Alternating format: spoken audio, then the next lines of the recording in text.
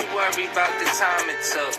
Just know that the bullets in the magazine enough to paint a comic book. Niggas all kinda shook. Round here, niggas bear enough arms and get compared to an octopus. Check out the pages of my comic book. Cannons get hand drawn. Ain't nothing sketchy when you plot the jokes. A burning flame in this comic book. Everything could change. I turn the page in this comic. Hey yo, my city riding in a day of flower blossom when the sun fade.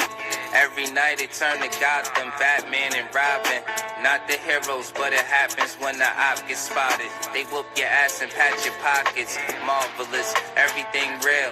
Bitch, I never lied. Magneto lifting my arms to let the metal fly. All black Nina, call it Black Woman Storm. But it rain on you niggas, don't get caught up in the storm. Don't you worry about the time it took.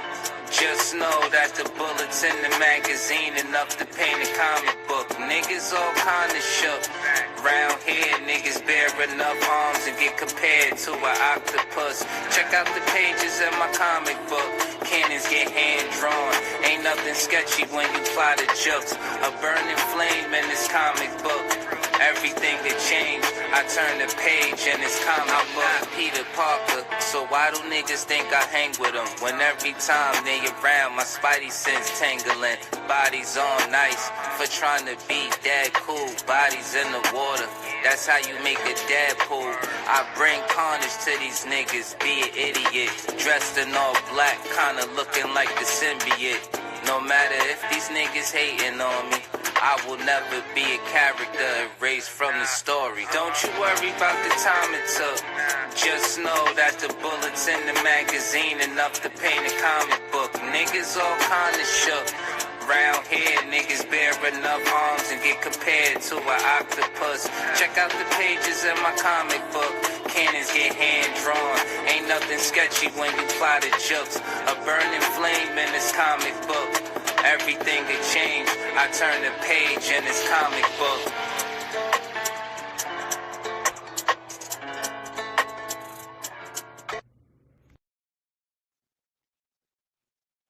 Welcome to Blended Healing. Today we're going to be continuing our deep dive into Project 2025, the mandate for leadership, the conservative promise. Remember to please keep it cute. I don't mind you making comments, but nothing derogatory or anything like that, because my block game is real strong and you will be out of here. All right. It's always good to know the information because we need to know what we're heading into for next year and what it's going to be like in the landscape of what it's going to be like for the next 4 years. So I don't want y'all to be one of those people that are hashtag FAFO, fuck around and find out. And also, we try to tell y'all. You know what I'm saying? So, with that being said, we are now into the meat of the document. We are continuing where we left off, and that's with the White House. So, where we left off at was the Office of the Legislative Affairs, OLA. And this was created by President Dwight Eisenhower. And the OLA has continued to be the liaison between the White House and Congress. The White House must work with congressional leaders to ensure presidential nominees for roles such as cabinet secretaries and ambassadors. The last time we met, I was trying to keep up with the different names of the cabinet, and I'm not going to do that tonight because they're still being filled. And I want to make sure that when I'm reporting to you or giving the commentary that I have the right information. I don't want to go off half-ass. You feel me? Please like, share, and subscribe to the channel. Like I said, I need y'all to be ready so you don't have to get ready. This is the reason why we're going over this, but I digress. Um, these people will be confirmed by the Senate. Now, from my understanding, the last time that I heard was that the president elect wanted the Congress to go on recess so he can push through his cabinet and any other people that he wanted to appoint without going through the confirmation process. Now, I don't know if that changed or not, but there it is. The White House also relies on Congress to enact reforms promised by the president on the campaign trail, whether those promises relate to health care, education, or national defense, because Congress holds the power of the purse. White House staffers must ensure that there's enough support on the Hill to secure the necessary funding through the appropriations process to fulfill the president's agenda. I see that this is going to be a lot of executive documents being signed because, as you know, we haven't had a real working Congress in a long time. They only pass like small things. And I know that, well, at least they said that all three branches are now one party. But by a razor hair is it in the House of Representatives. So, with that being said, they will still have to get buy in from across the aisle on some of these things that they want to enact. The OLA reports directly to the Chief of Staff, as we identified as Susie, and in some administrations have done so under the guidance of the Deputy Chief of Staff, usually the Deputy Chief of Staff of Policy. Regardless of the person of whom the OLA reports, however, the office exercises a certain autonomy on the behalf of the President and the Chief of Staff in directly influencing congressional leaders of both major political parties. The OLA often must function as a mediator among the parties and find common ground to facilitate the successful enactment of the president's agenda. As in the case with many White House offices, but especially the Office of Communication, the OLA, must ensure that congressional leaders receive one unified message. Internally, the OLA staffers need to be involved in policy discussions, budget reviews, and other important meetings. It goes on to say that OLA staffers have to communicate continuously with congressional offices of both parties in both the House and the Senate to ensure that the president has enough support to enact his legislative priorities or sustain votes. Okay. The OLA requires staffers who are effective communicators and can provide a dose of reality to other White House staffers when necessary. Now, what the hell does that mean? A dose of reality. I can color this in my understanding, um, which is not really favorable. because of the simple fact that there's been a lot of threats of people not conceding to what wants to be done. But I digress. The president should seek out individuals who can advance his agenda and at the same time forge pathways with members of the opposing political party on other priorities. The OLA must function as a well oiled machine, precisely synced. The president cannot afford to have a tennis player on, much less as a leader of his football team. Now, I find that I can't even believe they put that in writing because there are non traditional people that are on the team. Truly. So I find this a little bit of an oxymoron. But let's move on to the Office of Presidential Personnel, which they call PPO. Personnel is policy, and it was popularized under President Reagan during the 1980 presidential transition.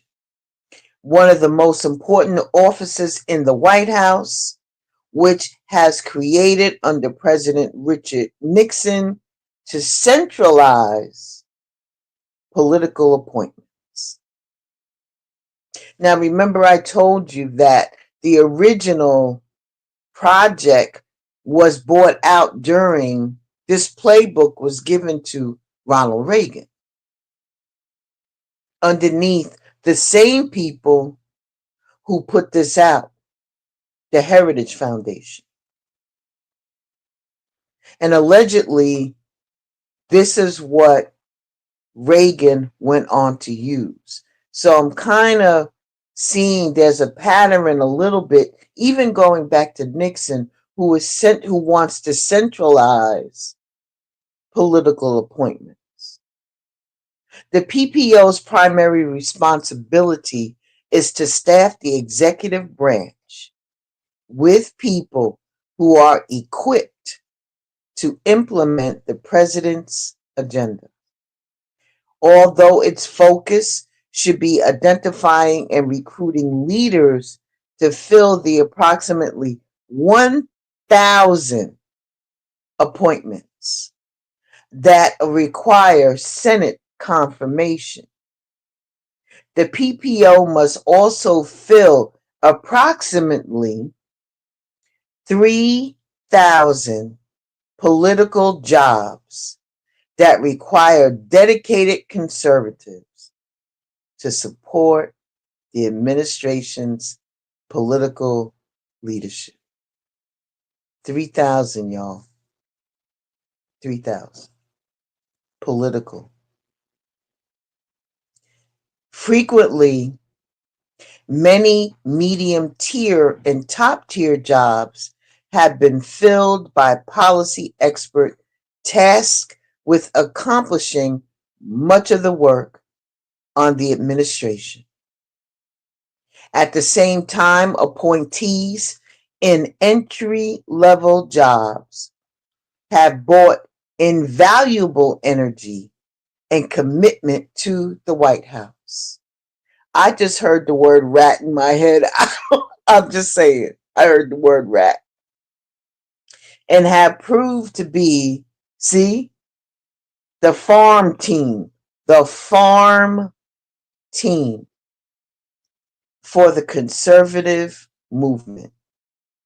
The PPO is responsible for identifying potential political personnel, both actively through recruitment and passively by fielding the resumes and adjudicating requests from political actors. Did you hear that? They are vetted but they are also supposed to go by the request, or they are adjudicating requests from political actors. These are favors. Normal. I'm not going to put it on all on the conservatives or anything like that. That's normal. That's government. That's business. But the vetting of political personnel by conducting political background checks and reviewing any clearance and fitness assessments by the departments and agencies. So they're vetting them to find out what their political spectrum is, where they stand politically, but they also have to be cleared, as we know. But a fitness assessment, I guess they don't want people to have heart attacks on the job. Making recommendations to the president and to other appointment authorities on the behalf of the president. That makes sense. Identifying programs for the political workforce needs early and developing plans. Like I told you before, they wanted to set up a school to train people in the agenda. Remember? All right. If you don't, go back to the last couple of lives. Okay. They have to maintain a strong relationship with the Office of Personnel Management, both for operational purposes and to do what the president's direct Title V authorities. They are to train and connect political personnel. They have to play the bad cop in a way that they said that, literally says that. They have to play the bad cop in a way that other White House offices cannot, including serving as the office that takes direct responsibility for firings and hirings. So this is the roadmap of where the rubber hits the road. This is the office where the civil servants will be fired from. Okay. Because they have to play the bad cop. And they also serve as a personal link between the conservative organizations and the executive branch. If you go back when we reviewed the forward, there was nothing but conservative organizations that are linked directly with the Heritage Foundation. So they serve as the personnel link of where they're going to be getting these people from to fill these jobs and to go directly to the executive branch. However, they are in the executive branch. Do you see what I'm saying about word salad? This is a part of the executive branch. It continues that the PPO will staff more than 100 positions during a transition and thousands of non-career positions during the president's first term. This is not his first term. Direct authority and a strong relationship with the president are necessary attributes for any PPO director. PPO has had a direct review and control of personnel files, including security clearance dossiers. They are building a file on you, as they should, because it is a secure location. So I'm not hating on that. The PPO is tasked with long-term strategic workforce development. They are the billets of political appointments and are immense importance in credentialing and training future leaders. Now, they said previously, this is what I'm saying about the word salad. They said they ain't got time to train nobody up. They need to be ready to hit the road. But now they go back to training. Is this training or is this grooming? We move on to the Office of Political Affairs, the OPA. It is the primary office within the executive branch for managing the president's political interests. Within legal guidelines, the OPA engages in outreach, conducts casework, and if the president is up for re-election, assists with his campaign.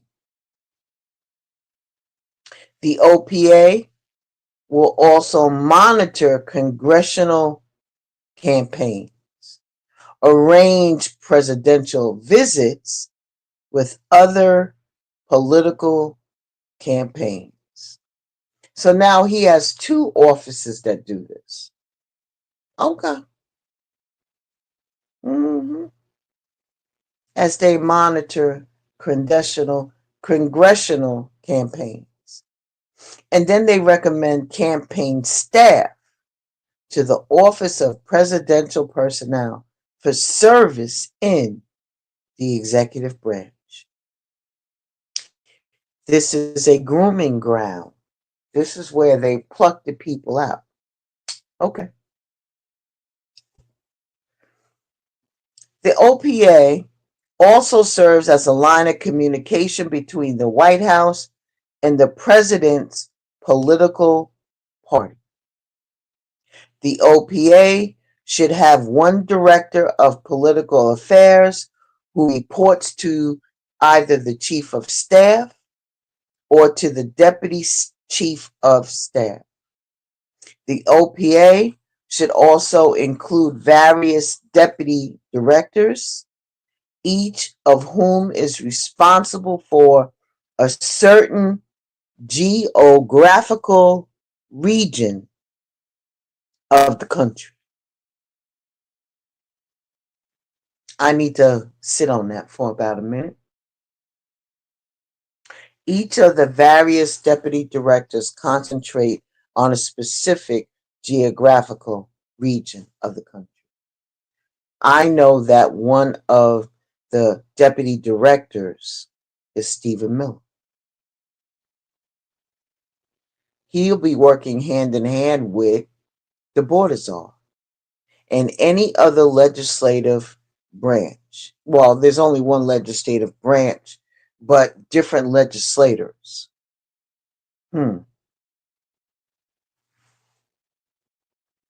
So where are these other deputy directors going to be focused on? Since they're supposed to be over different departments or areas. Who are the other deputy directors that are going to be appointed either in the West, the North, the East? We already know, excuse me, who's in the South. Excuse me. I find that interesting. I want to see how that unfolds. Nearly all White House activities are in some way inherently political.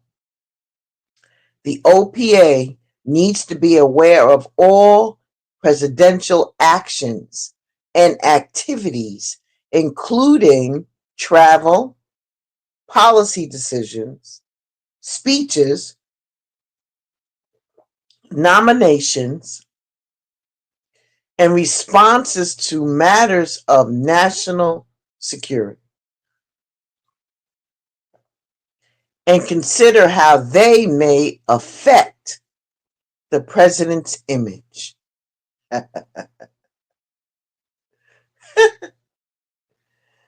Oh, Lord, I don't have to say anything to that. Okay, now we're moving on to the Office of the Cabinet Affairs, the OCA.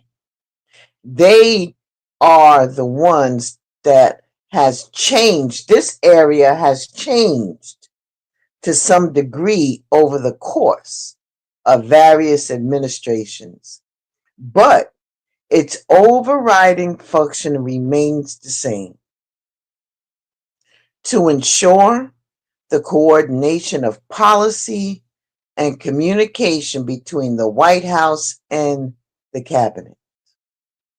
Most important, they coordinate all cabinet meetings with the president. It should also organize and administer regular meetings of the deputy secretaries, because they also typically serve vital roles in the departments and agencies, further often become acting secretaries when cabinet members resign. There should be one cabinet secretary who reports to the chief of staff's office, either directly or through the deputy chief, according to the chief's preference and focus. The OCA further consists of deputies and special assistants who work with each department's principal, deputy secretary, undersecretaries, assistant secretaries, and other senior staff.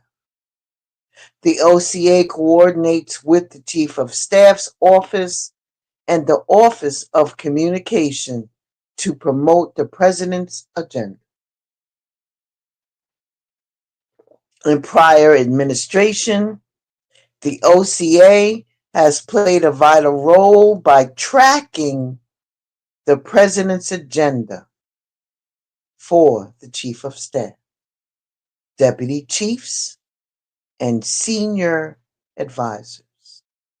So all of these people know what the cabinet discussed. All of these people. So if it ever comes up that nobody knows anything, everybody knows everything. I want you to keep that in mind. From time to time throughout the administration, travel optics, the optics, ethics challenges, and the Hatch Act issues involving cabinet members, deputies, and senior staffers can arise. The OCA is tasked with keeping the White House office informed of such developments and provide support if and when necessary. The ideal cabinet secretary will have exceptional organizational skills and be a seasoned political operative or an attorney.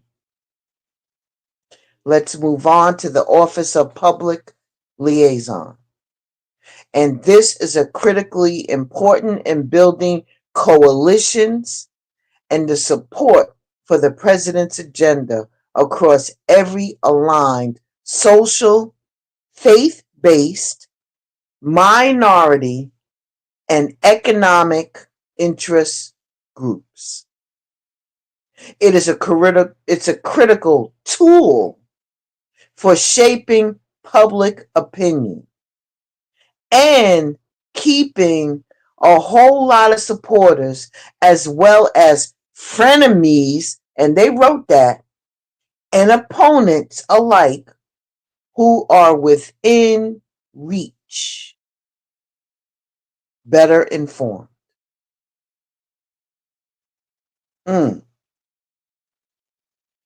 The OPL is notably a large office.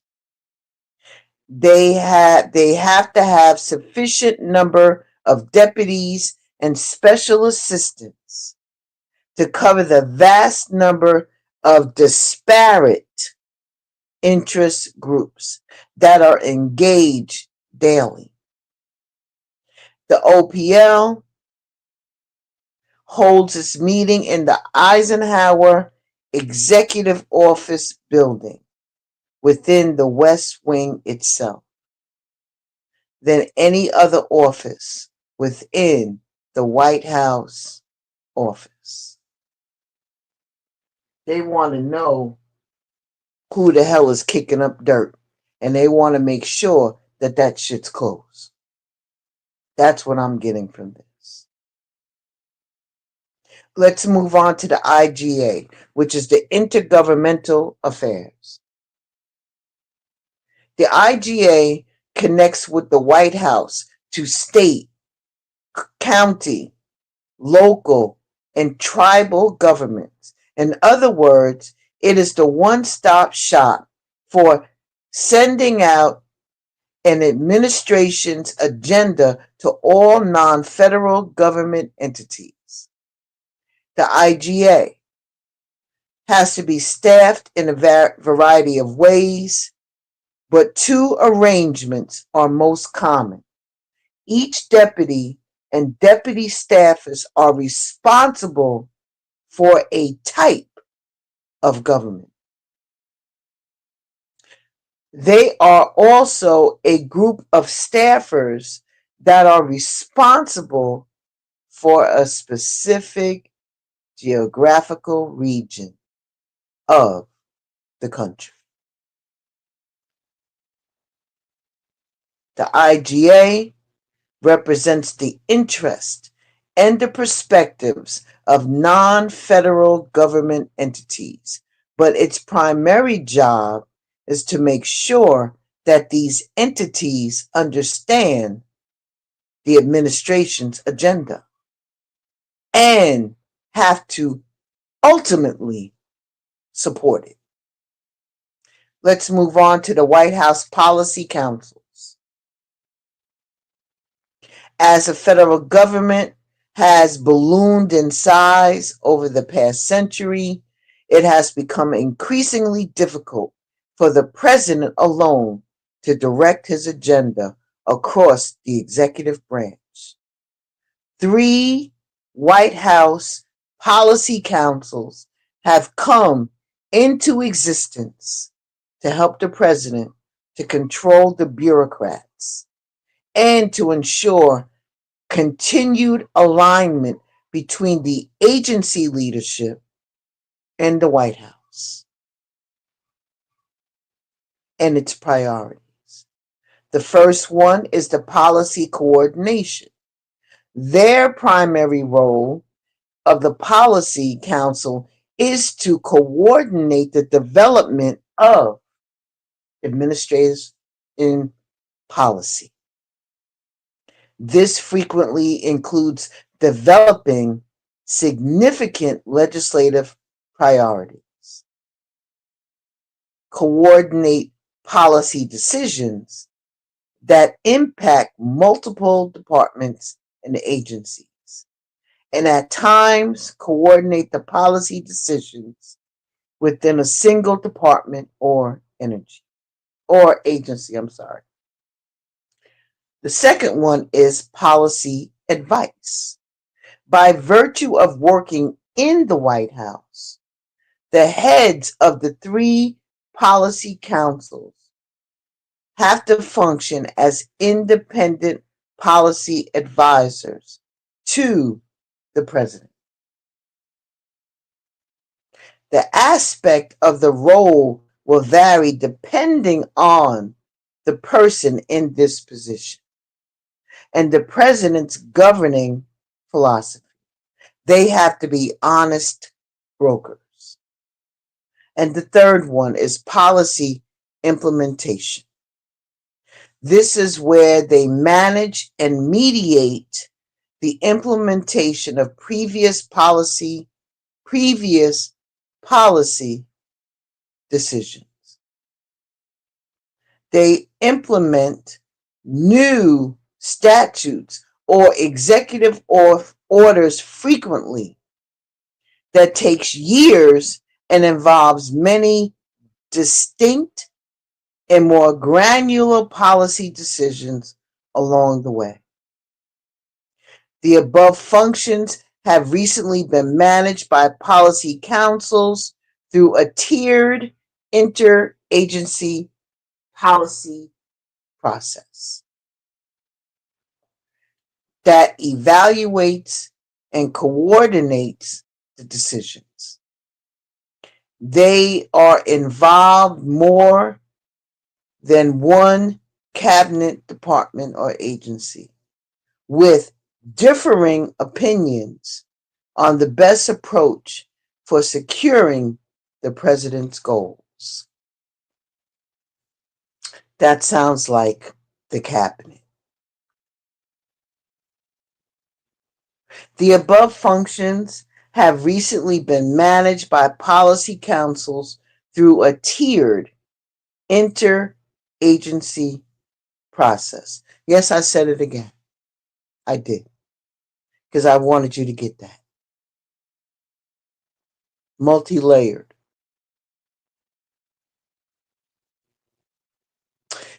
The process involves multiple cabinet departments and agencies that have a pertinent role, policy interest, or any disagreement. Each policy council process has to involve the following committees. Again, more committees. Policy Coordinating Committee, which is led by the special assistant to the president from the Policy Council and includes political assistant secretary level experts. They have to have deputy committees, which is a meeting of presidentially appointed executives chaired by the Policy Council's deputy assistant to the president. They have to have principals committee, which when questions are not resolved by a DC, the director of policy council, will chair a PC, which is attended by relevant cabinet secretaries. Despite having seemingly clear and separate portfolios, the three policy councils frequently have areas of overlap, which can result in confusion, duplication, or conflict. This is the case of them making that these have to go away, and the more centralization is needed. When they say about the areas of overlap and having to, wow, excuse me, more water needed.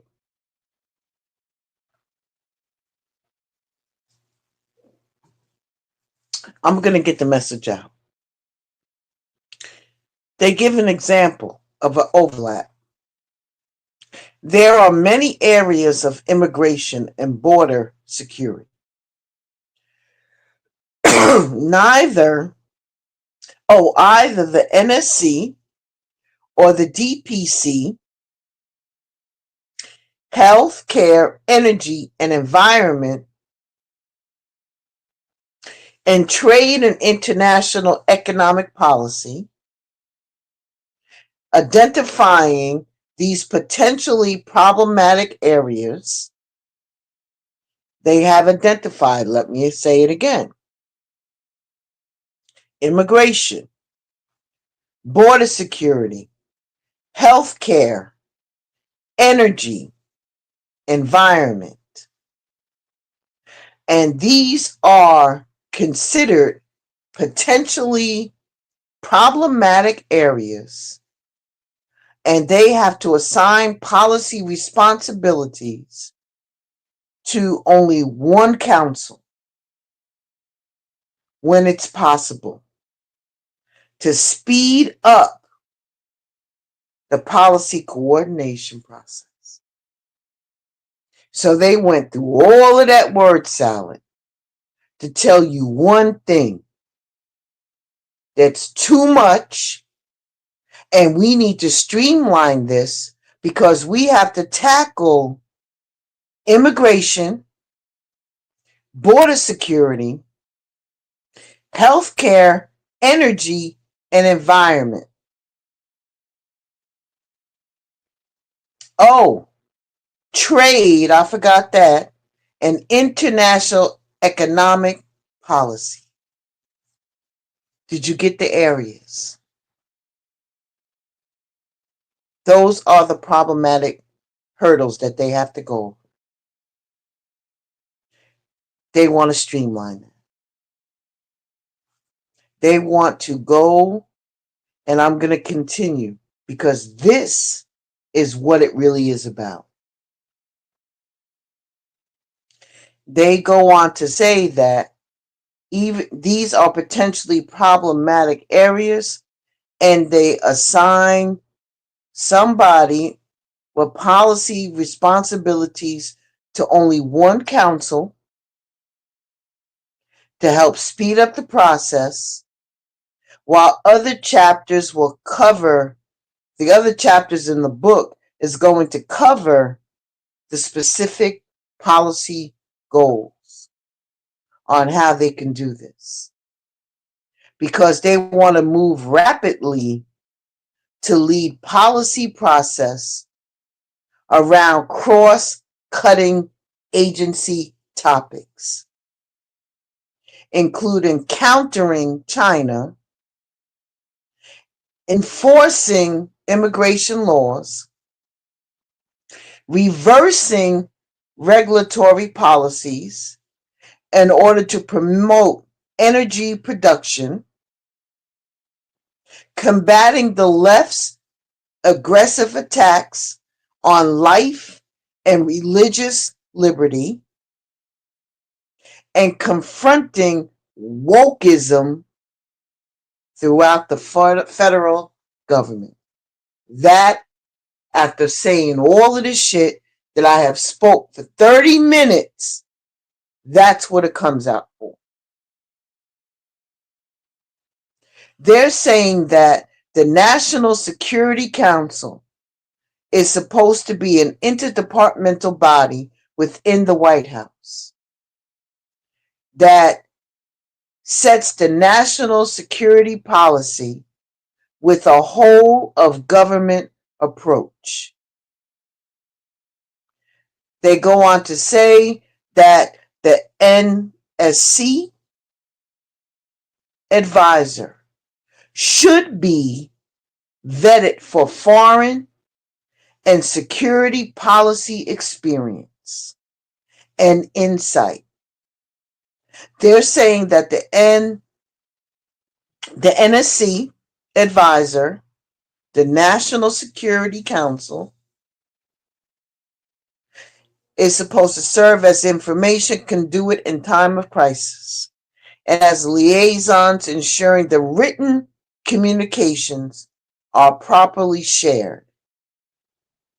Special attention should be given to the use of detailees to staff.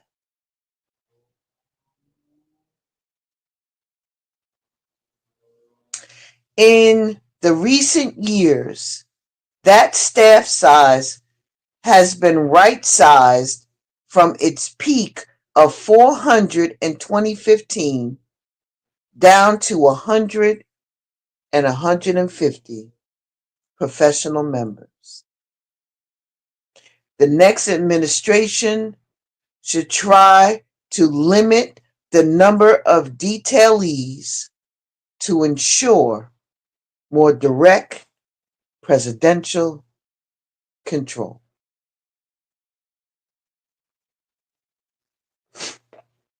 Wow. Our national security was downsized starting in 2015,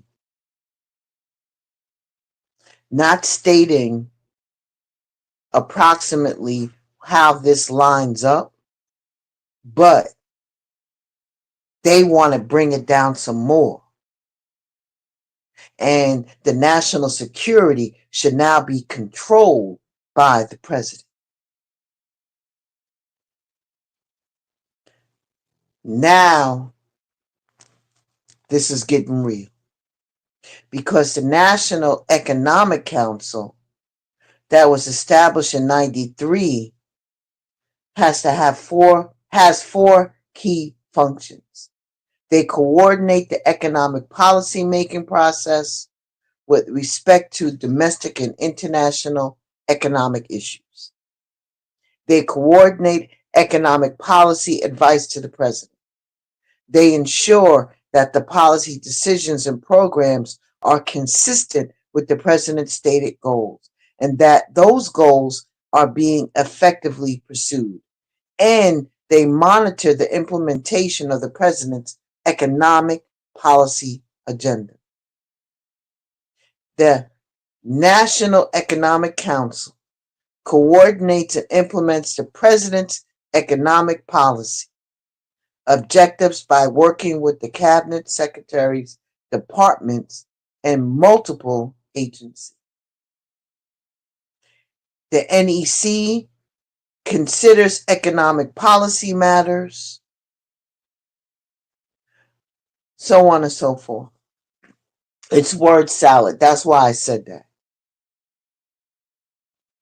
So what they're saying that is critically important to find the people with the right qualifications to head both that National Economic Council and the CEA, which is always led by a well-known academic economist. They are saying that the person in charge of the NEC, the National Economic Council, is regularly led by someone with expertise in directing the president's economic policy process. They don't have to be an expert on economy. They just have to be somebody who has the expertise in directing how the money flows based upon what the president says.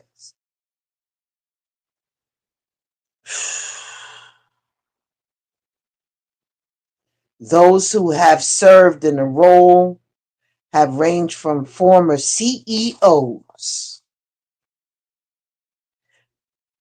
chief executive officers of the nation's largest investment firms, to financial services industry managers. The Domestic Policy Council advises the president on non-economic domestic policy issues as well as international issues with significant domestic component. such as immigration. It is one of the primary policy councils serving the president, along with the national security. They are supposed to be policy experts. For example, special assistants to the president, who is responsible for developing and coordinating as well as for advising the president on specific issues. It is essential that the policy expertise reflect the most prominent issues that are before the administration. Issues such as, here we go again, the environment, healthcare, housing, and immigration. In addition, they have to have a working knowledge or should demonstrate a working knowledge of rule-making process, although it's not necessary to be an expert on regulation. They wrote that. They did. Because a working knowledge of rulemaking will facilitate the effectiveness in coordinating administration policy. There is another cut. I'm saying this out loud because there's going to be some shit. Not experts, you don't have to have it. Okay. And they work closely with the other offices within the executive branch, the executive office of the president to promote economic opportunity and private sector innovation. That includes working with the Office of Management and Budget, Information and Regulatory Affairs, as well as the Council of Economic Advisors, the Council on Environmental Quality, and the Office of Science and Technology. Here we go. The director should chair a standing meeting with the principals of each of those offices. Several areas will be especially important to the works to have a well-defined domestic policy agenda, one that is a promotion of the innovation as a foundation for economic growth and opportunity. How is that possible?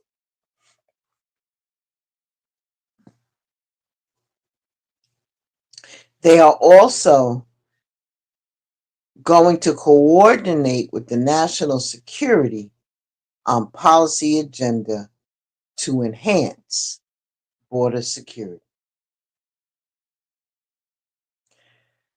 Here it goes, y'all. The office of the vice president.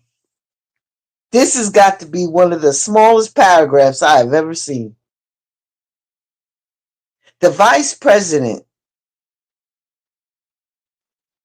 helps to promote and in many instances put into place and execute the president's agenda. The president may additionally determine the inclusion of the office of the vice president's staff in the White House meetings, including policy coordinating committee, deputies committee, and principals committee discussions as has been done in various recent administrations. The recent presidents have decided to give vice presidents space in the West Wing. The VP's proximity to the president as well as a chief of staff and additional senior advisors, make his or her role a powerful one within the West Wing. Presidents typically tap VPs to lead various administration efforts, and these efforts are including on the NSC, heading the National Space Council. Space Council, okay. Addressing immigration and border issues, leading the response to health care crisis, and supervising workforce programs. The VP is also charged with breaking tie votes in the Senate, and in recent years have served abroad as a brand ambassador for the White House and more broadly the United States, announcing administration priorities and coordinating with the heads of state and other top foreign government officials. The VP, as the president of the Senate, could be a president's emissary to the Senate. One and done, and that's it. The office of the First Lady. The First Lady or the First Gentleman plays an interesting role in the formation and the implementation and the execution of policy in concert with the president. Active and interested first spouses often champion a select number of signature issues, whether they be thorny social issues or deeper policy issues. One advantage of the first spouses taking on hot button social issues is that any political backlash will be less severe than it would be for the president. Take the heat. The first spouse appoints a chief of staff who has enough assistance to support the spouse's activity in the East Wing of the White House. And this group works exclusively with the first spouse and senior members of the White House, along with the East Wing personnel, to implement and execute the first spouse's priorities, which reflects their passions and interests and are often identified as important in discussions with the president. Executed well, they can be strategically useful in accelerating the administration's agenda. Past X-Wing initiatives have focused on issues combating bullying, fighting drug abuse, promoting literacy, and encouraging physical education for young adults and children. The first spouse is given significant resources. His or her staff also works with the president's policy team, members of the cabinet, and other East Office staff. Yo, old girl don't even want to be around. So who's going to take this spot, yo? I wonder. Alina Habba, Marjorie Taylor Greene, some other chicks on the side. This should be interesting. No disrespect. I'm just saying. So we're going to end there.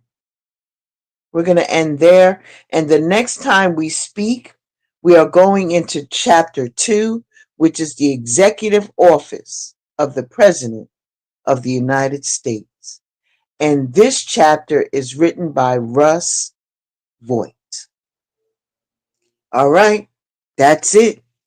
Thank you for keeping it classy. Thank you for your listening to the policies and what's expected in 2025. This is going to be an interesting ride. Like I said, I'd rather for you to know what's going on so you know what to expect. I know this seems a little boring as they're setting up the White House and all of these different offices and all of these different policy. But if you can get past the word salad and actually listen to what they're saying, because at the end of the day, they have an agenda. And in this one, it seems to be streamlining so they can get their interests pushed in. And I'm not saying that that's a wrong thing because a president does want their agenda in. The thing that's scary about it is streamlining, not having any subject matter experts, and appointing people who do not have a working knowledge. That's the fearful part. But stay woke, y'all, and I'll see y'all soon. Bye.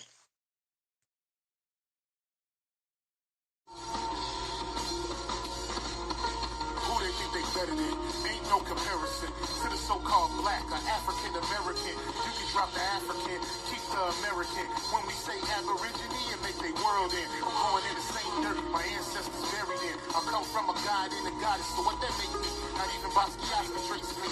Not even Van Gogh can paint me. The MC in me is the god of the sea.